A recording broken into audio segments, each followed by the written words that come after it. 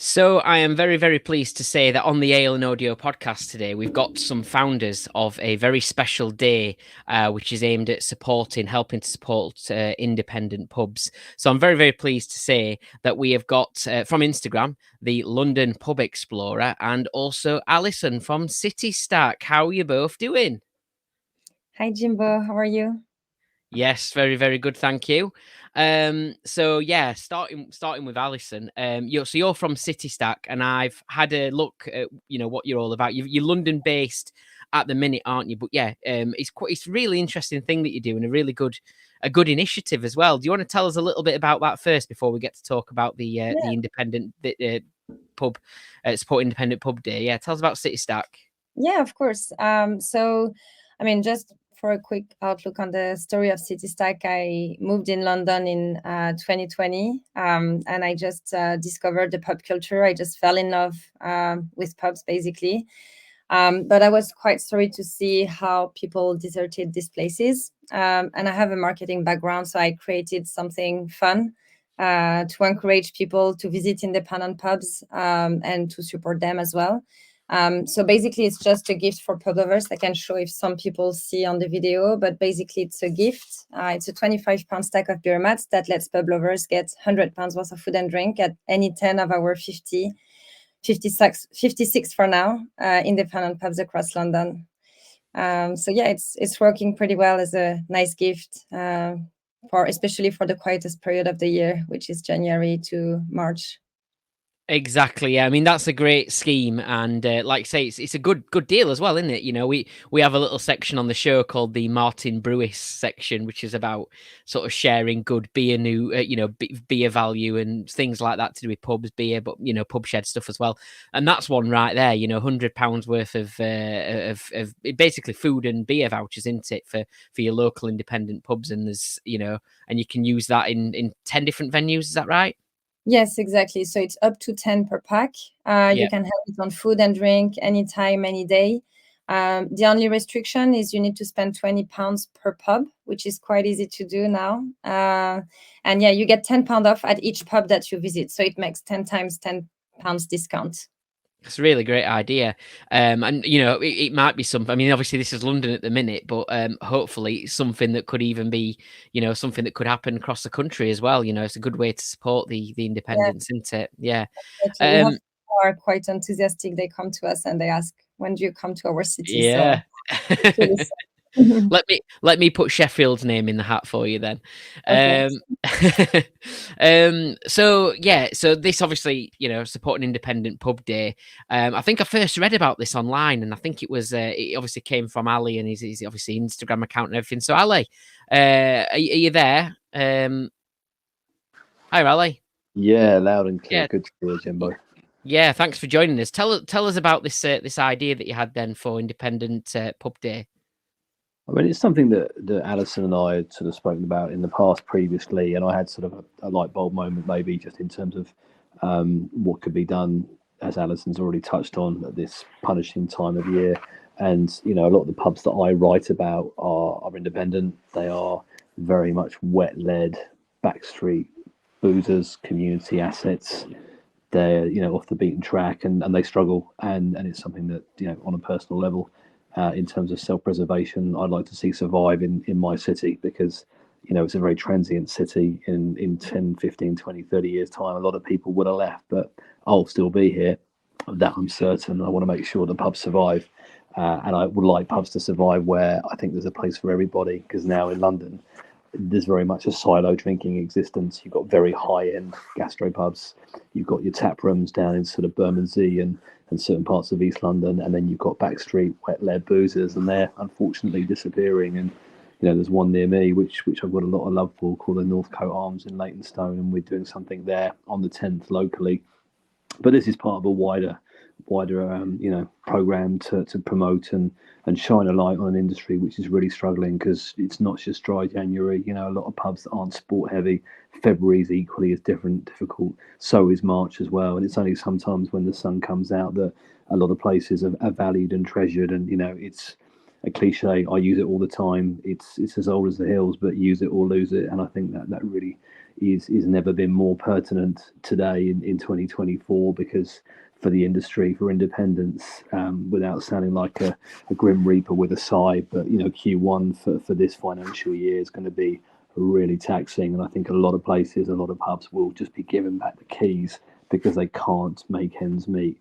And I'm sure all the belligerents that chip away at it, but they're only increasing, and COVID's been almost a death knell for so many pubs, and it's sad to see because it's something I talk about a lot, but we are accelerating to a point where instead of in days gone by, people would say there was a pub on every corner, it's now a coffee shop, and there's that cultural shift, and it's very, very sad, and that's not a part of a world that I really want to be involved in, and that's fine in central London, but residentially in London with so many changes in the neighbourhoods, you're just going to have empty vacuums, especially at night, where you once had streets that were full with life and light and noise and music, just dead. And you see that a lot in parts of the East End, Stepney, Whitechapel, Mile End. After it's dark, they're just ghost towns, and it's very sad. So we need to fight as a collective with as many people that are willing to make their voice heard, to make these institutions, these huge parts of our DNA, survive.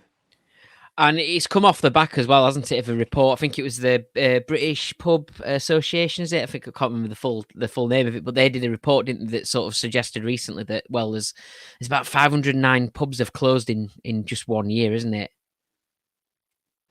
It's probably not far off that, and I think you'll see that trend continue as well. And I remember when land values in where I live now and other places just were not there, not at the extreme levels you see today. And so many people will sort of seize the opportunity, as they already have, to convert and have change of use and make them residential and make a financial killing. And I think that's only going to increase. And you don't just see it in cities, you see it regionally as well. So many people I know through Instagram in the industry, or I just talk to on my tours, or share the love of pubs, and they live in rural villages, and a lot of the stories were, there were 4 or 5 pubs, now there's 1 or there's none, and it's a tough gig running a pub. A lot of people say, oh, it's easy, I can pull a pint. Yeah, but what you don't see is the 70-80 hour weeks, living upstairs, being wedded to the business, very little downtime, strains on relationships if it's a couple running it. It's incredibly taxing, and for me it's a calling, it's a profession, it's a revered profession. It's up there with people that were held in high regard in the community, whether it's doctors or people of the cloth, or council leaders that really made a difference, and publicans still in some quarters have that sway, but it's just it's not attractive to a lot of people, and you'll find a lot of people, especially with Brexit, have left, haven't come back, and that's only going to exacerbate the closures, because they can't get staff, and then that puts more strain on the operators. Yeah, and we'll talk shortly more about obviously what people can do on this particular day, to start raising that awareness and getting people into the pubs and stuff. But just briefly, Ali, obviously a lot of people know obviously about the London Pub Explorer already. Obviously, a lot of our audience is Instagram based, so they already know what it is you do and everything like that. For those people that that maybe haven't come across your account before, though, maybe you aren't on Instagram, tell us about what it is you do, because you're an author, aren't you? Yeah, I mean, let's use that term loosely. I had my first book out last October. I think it sold 11 copies. My mum bought 10 of them. I bought the other one. But yeah, it's that was a big thing for me, and that was the culmination of probably, without even knowing it, nearly 2 decades doing this. I started doing urban exploring, trying to get inside. Don't let any landowners or local authorities or police know that. Dead, derelict pubs, to document, to record them, the social, cultural and architectural change. And I just saw the city rapidly vanishing and changing before my eyes. I mean, for me, I think London, the biggest change was after 2000 for everything, but especially with pubs. And I used to just tramp the back streets. Jack London, it's a book called People of the Abyss. Even Alison's read it, so it must be good. Is about Jack London, the author, which people might know from Call of the Wild or White Fang in 1902, tramping around Whitechapel, Stepney, the East End, and that's something that I wanted to replicate 100 years later, which I did. And so many people are time poor; they don't know their own city, and you can really learn a lot if you sort of go out, get lost, explore, look up. And then obviously for me as well was stopping in for refreshment at pubs that were open, and that's how I got into doing it, writing about those, championing them, talking to seasoned campaigners at the end of the bar. These are people that aren't on social media. They've got a wealth of stories. They should be treasured. They should be cherished, and they're not. They're just consigned to history. They're dust, and if they're not handed down to family members, and they just disappear. And I found that painfully sad. So that's what I do. Most of the tales I get about the pub aren't from the internet. They're from old campaigners, silverhead stalwarts who just want to talk to me and tell their stories. And that's not always easy because some people are, territorial or suspicious of outsiders if you're not a face of the manor. But yeah, that's just got to sort of championing a vanishing culture, but also celebrating as well for preservation and posterity what we have got left. And I hope, as I mentioned in my dotage, there are a lot of pubs I can go to and feel that there's a place to sit in. I mean, painfully, a lot of places post-COVID have ripped out bar stools, and the ethos, the essence of the pub has disappeared because they're courting a more affluent pound, they're courting gastro. I've got nothing against gastro pubs. I use them a lot. They're great. But I think you can have coexistence. You can have a blend of the two to cater for everybody. But I've seen a lot of social cleansing where people have changed the names of pubs. They put 2, 3, 4, 5 pounds on the drinks. They've just shredded the interior.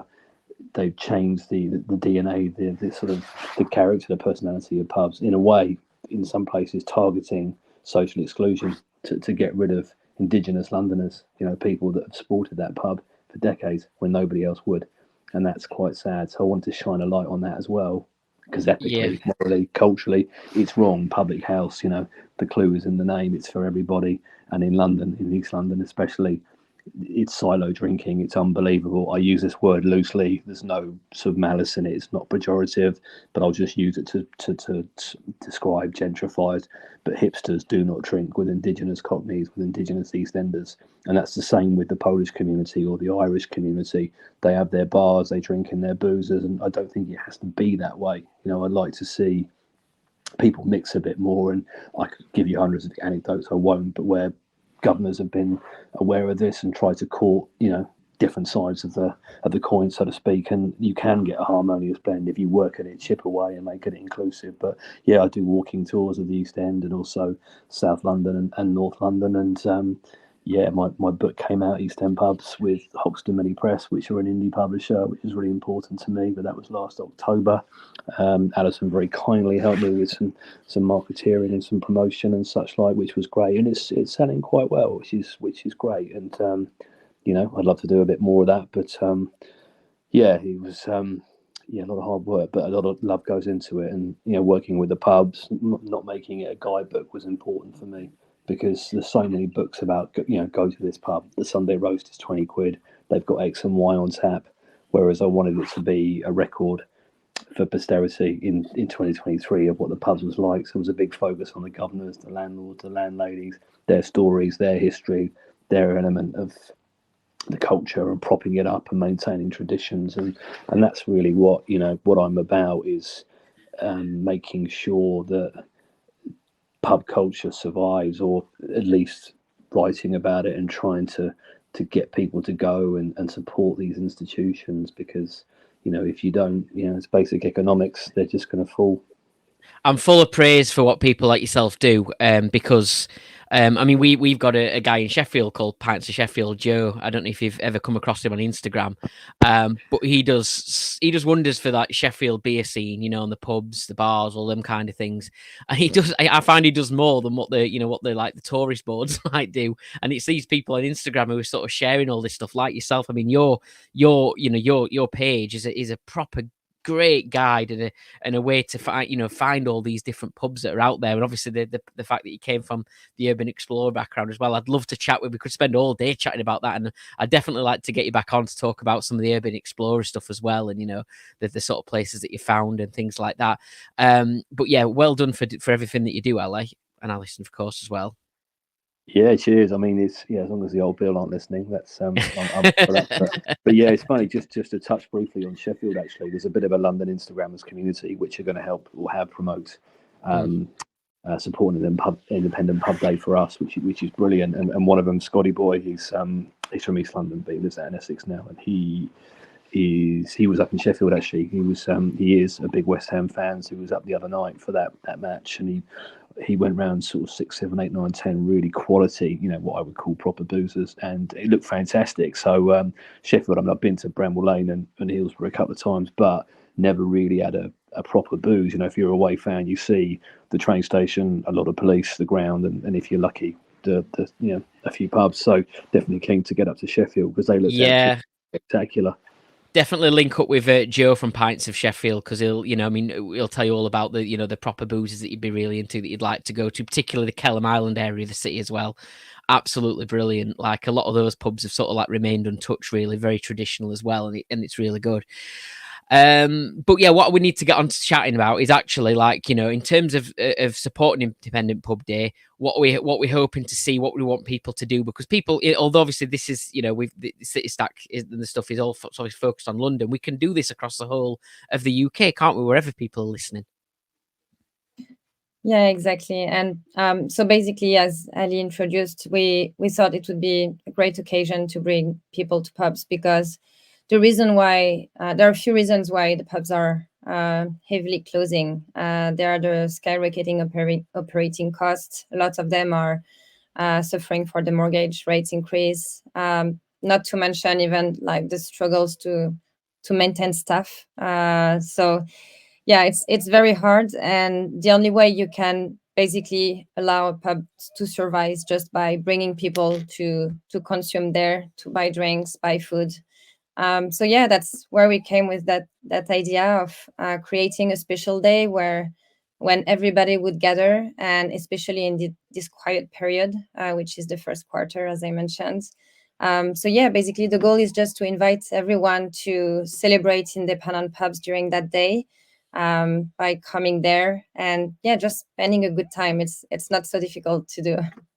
And it'd be great, wouldn't it, to sort of get this out there, and for on the day for us to see everybody doing this. If people could go to the local pubs but share the fact that they're as well. I mean, I know there'll be some pubs a bit more maybe have got like traditions about not using your phones and stuff in there, but I mean, not most places. There's only a select few pubs that are like that, and so on. We know they are, but it'd be great if people could like actually share their experiences of being there. I assume they can use a hashtag, supporting Independent Pub Day. Obviously, tag yourselves, City Stack, and the London Pub Explorer. It'd be great to see.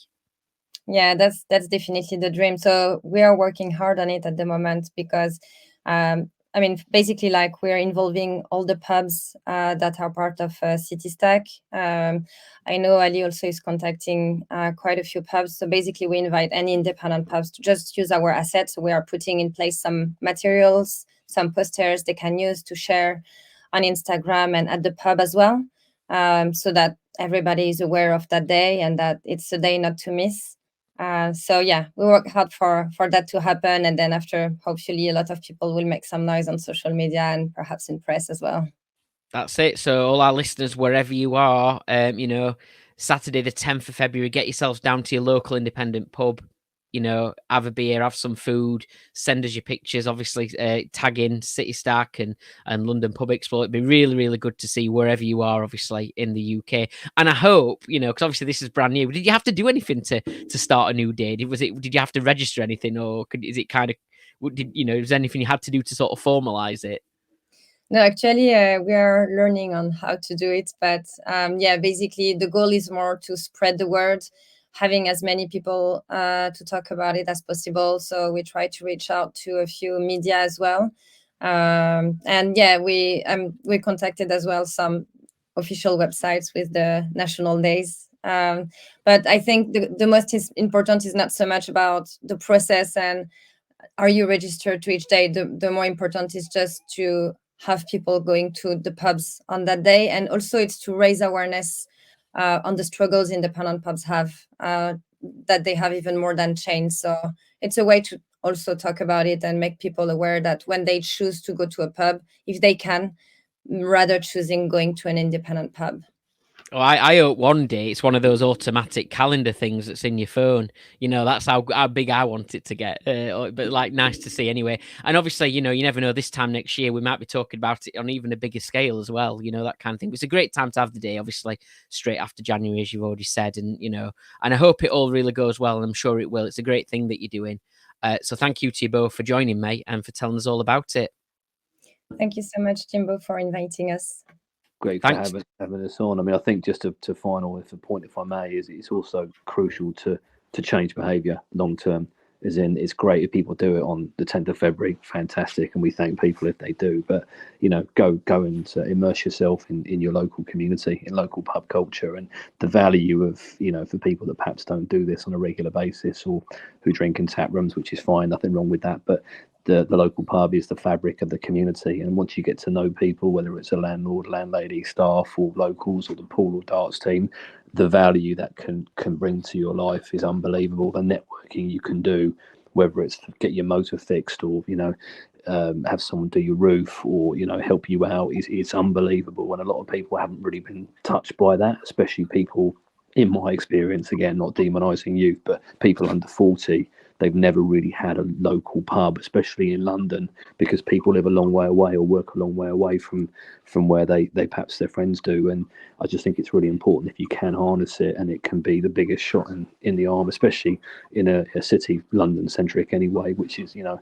one of the loneliest in the world. It's the most number of people in the UK who live on their own. And a lot of people aren't aware of the sort of, you know, the healing power of the pub, which I think is always out there and something to be good to tap into if you can. Cheers. Thank you. Wise final words from Ali. Thank you, Ali, London Pub Explorer, and also Alison of City Stack. Thank you very much. And we'll hopefully speak to you again very soon. Thank you, Jimbo.